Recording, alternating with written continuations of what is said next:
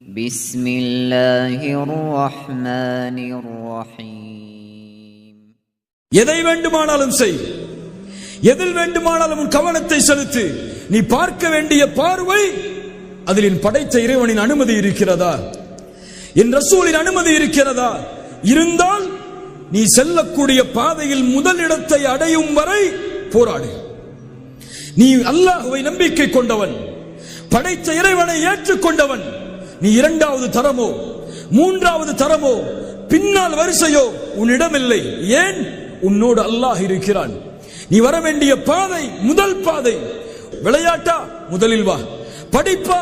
முதலில் வா. அழைப்பு பணியா? முதலில் வா. இரண்டாவது மூன்றாவது இடம் இது உனக்கல்ல. இந்த நம்பிக்கையை உள்ளத்தில் கொள். அல்லாஹ் ரப்புல் ஆலமீன் இந்த உலகத்தை படைத்தான்.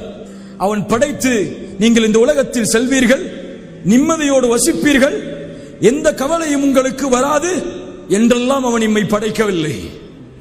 அவன் படைத்து வழிகாட்டுவதற்கு அனுப்பப்பட்ட அத்துணை வேதங்களிலும் இறுதியாக அனுப்பப்பட்ட குர்ஆனிலும் அல்லாஹ் இந்த மனித சமூகத்தை படைத்து சொன்ன செய்தி என்ன தெரியுமா?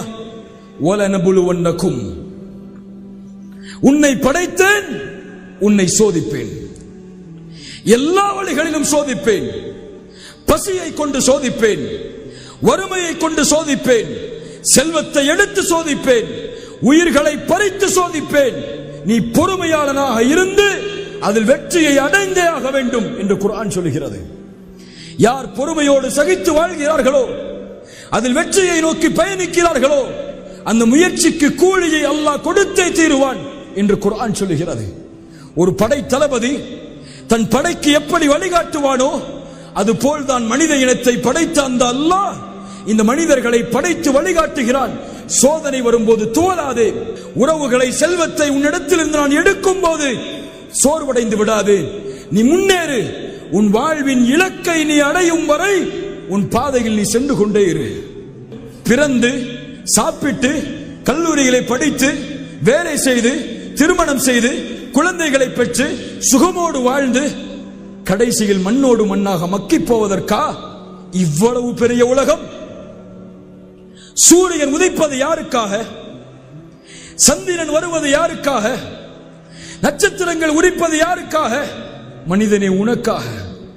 சூரியன் காலையில் இறைவனுடைய கட்டளையால் உதிப்பது நீ வாழ வேண்டும் என்பதற்காக. சந்திரன் இரவிலே வருவது நீ வாழ வேண்டும் என்பதற்காக.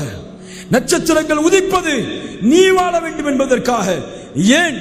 இந்த ஒட்டுமொத்த உலகத்திலும் இறைவனால் படைக்கப்பட்ட எல்லா படைப்புகளும் படைக்கப்பட்ட நோக்கம் உனக்காக. நீ படைக்கப்பட்டது அவனுக்காக. அஸ்ஸலாமு அலைக்கும் வ அலைக்கும் அஸ்ஸலாம்.